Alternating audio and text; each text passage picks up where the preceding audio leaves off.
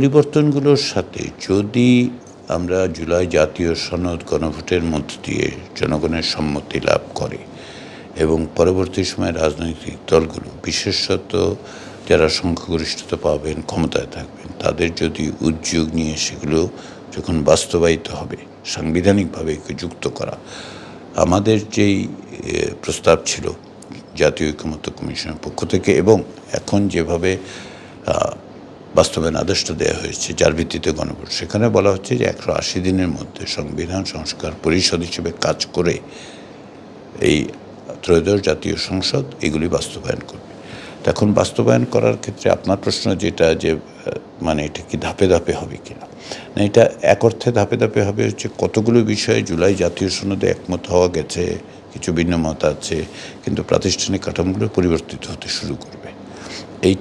এটা তো এই জায়গায় শেষ হয়ে যেতে পারে না, এটার প্রক্রিয়াটা অব্যাহত রাখতে হবে। যে প্রাতিষ্ঠানিক কাঠামোগুলো দাঁড় করানো, সেগুলি স্বাধীনতা নিশ্চিত করা, ক্ষমতার ভারসাম্য তৈরি করা, জবাবদিহিতার ব্যবস্থা করা, তাই তো, এবং অংশগ্রহণমূলক থাকা। তো এগুলি যখন হতে থাকবে, এগুলি এক অর্থে শুরুটা করতে হবে এগুলির মধ্য দিয়ে, এগুলি বা সাংবিধানিক। আর দ্বিতীয় যেটা চর্চাটা করতে হবে। আপনি প্রতিষ্ঠান তৈরি করলেন, সেটাই যথেষ্ট নয়। চর্চার ক্ষেত্রে সকল রাজনৈতিক দলগুলোকেই এগিয়ে আসতে হবে এবং এইটাই হচ্ছে রাজনৈতিক দলের কাজ, জনগণকে এই ব্যাপারে আরও বেশি অবহিত করা, শুধু না তাদেরকে যুক্ত করা, তাদের জীবনে সেটার প্রভাবটাকে নিশ্চিত করা। তো এটা প্রক্রিয়া, যে কোনো সংস্কার প্রক্রিয়া শুরু করতে হয় এক জায়গায়, শুরুটা হবে এবং ওই অর্থে শুরুটা হয়েইছে, ইতিমধ্যেই শুরুটা হয়েছে। এই যে ধরেন বিভিন্ন কমিশনগুলি তৈরি করা, রাজনৈতিক দলগুলোর সাথে আলোচনা করা, তাদের ব্যাপারে অনেক বিষয়ে একমত হওয়া, তারপরে জুলাই জাতীয় সনদ স্বাক্ষর করা, তারপরে হচ্ছে এখন একটা গণভোট, এটা কিন্তু এটাই প্রক্রিয়া।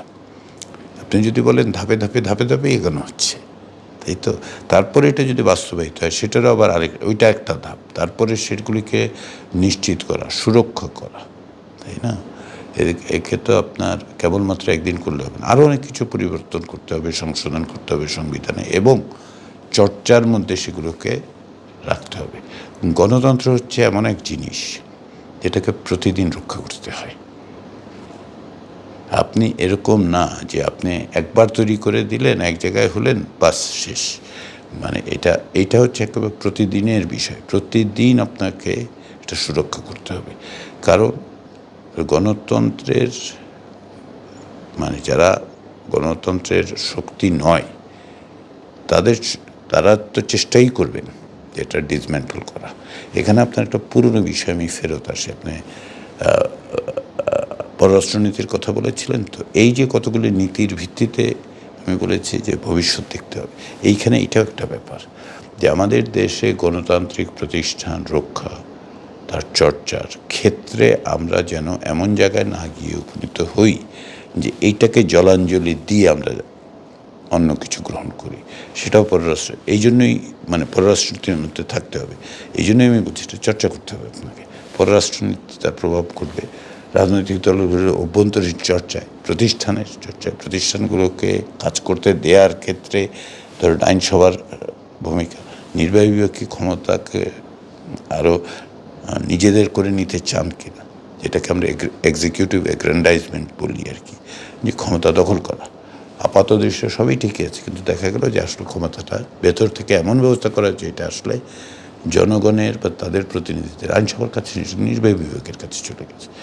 নির্বাহী বিভাগের কাছে যাওয়ার মানেই হচ্ছে যে আপনি যখনই নির্বাহী বিভাগ নির্ভর শাসন চালু হবে, মানে তারাই নীতি নির্ধারণ করবে, তারাই এটা বাস্তবায়ন করবে, তখন সমস্যাটা হবে যে এটা আর ইনক্লুসিভ থাকবে না, অন্তর্ভুক্তিমূলক থাকবে না এবং গণতান্ত্রিক থাকবে না। তো ফলে এইগুলি হচ্ছে চ্যালেঞ্জ, এগুলিকে আমি চ্যালেঞ্জ বলি আর কি, যে ধাপে ধাপে অগ্রসর হচ্ছি, তাতে করে চ্যালেঞ্জটা অনেকটা মিটিগেটেড হয়েছে, একটু কমে এসছে। অনেক চ্যালেঞ্জ মোকাবেলা করে ভবিষ্যতে এই চ্যালেঞ্জগুলি থাকবে।